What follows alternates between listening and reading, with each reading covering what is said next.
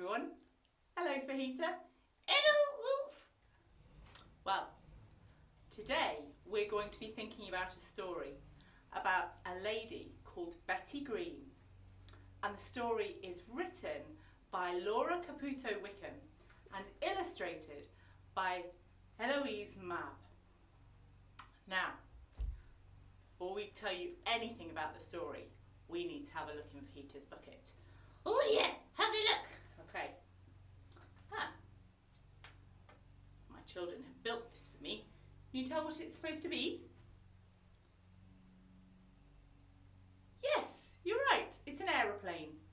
Now, I wonder what you love to do. Oh, I know what I love to do. Oh, go on, Peter. What do you love to do? I love to sing. No, I think we'll pass on that. No, go on, let me sing. Should we let her sing? Really? Okay then, you asked for it. Twinkle, twinkle, little star, how I wonder what you are. Okay, that's great. Great, I love that you enjoy that, Fajita.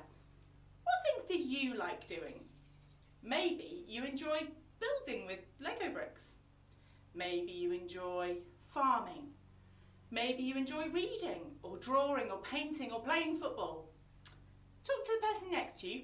Tell them what you love doing. You've got 10 seconds. 9, 8, 7, 6, 5, 4, 3, 2, 1. Stop. Great. I'm glad you told people all those things that you enjoy doing. The person we're thinking about today, Betty Greene, well, she liked planes. She grew up with 3 brothers, and when she grew up, She was born in 1920. she was. When she grew up, she watched planes flying overhead. Now, there weren't as many planes then as there were now, but she loved to see them. And one of her older brothers, well, he became a pilot, and she wanted to fly just like him. But in those days, it was very, very unusual for a woman to fly. Well, when she was a bit older, one of her uncles gave her some money, and she knew just what to do with it. She got flying lessons. And Betty became a pilot. Oh, that's unusual. Well, it was.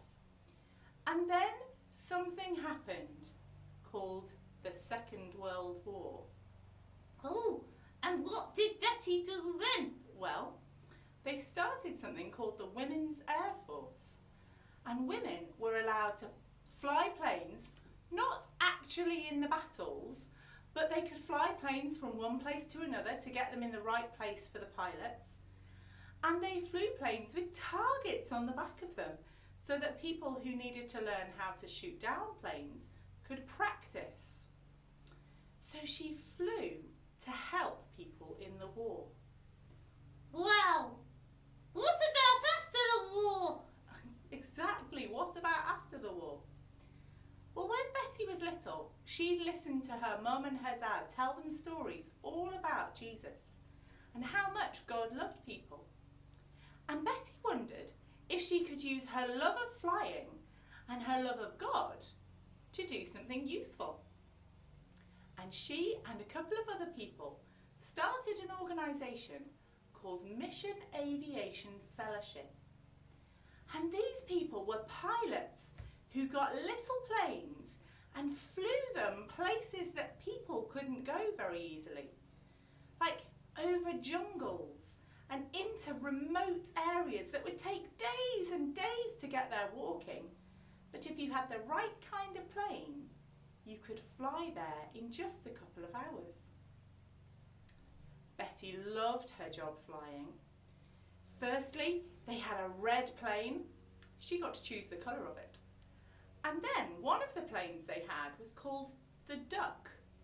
Wonder if you can think why it was called the Duck.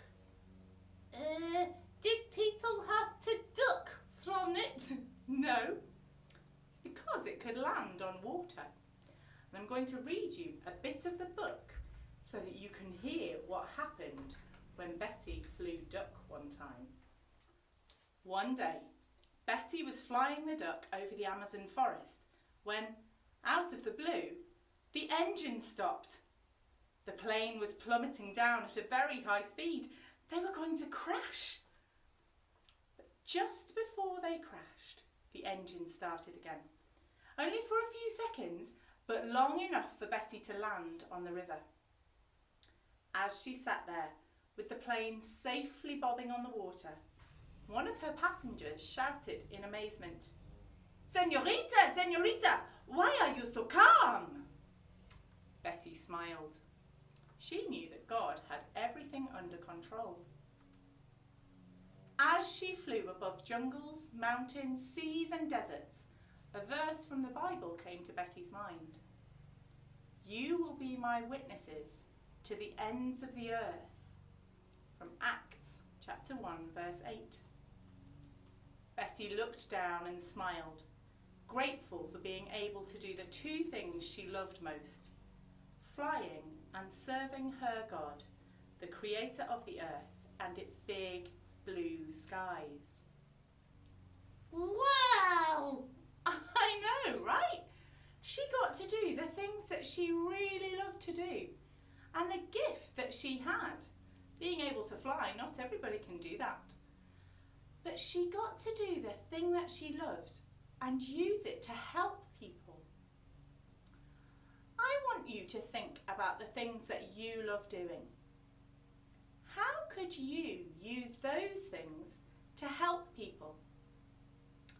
As a Christian, I believe that it's good for me to do what God wants me to do with the skills He's given me to do. Oh, like being a storyteller. Well, yes, a little bit. So I wonder what things you love that you might be able to use in the future to do amazing things.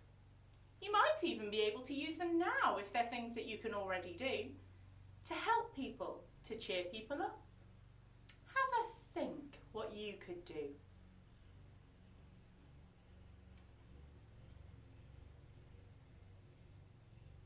I hope you've had a think. I'm going to say a prayer and thank God for the things He gives us that we love to do. And if you want to make this your prayer, say Amen at the end. Thank you, God, for the things that we love to do, the things that we enjoy, and the things that we are good at. Help us to use those things, not just for ourselves, but to help other people too. In Jesus' name, Amen. Amen. Now, if you want to find out more about Betty Greene, you can look for this book, Betty Greene, The Girl Who Longed to Fly, on thegoodbook.co.uk. Take care, and we'll see you soon. Bye-bye.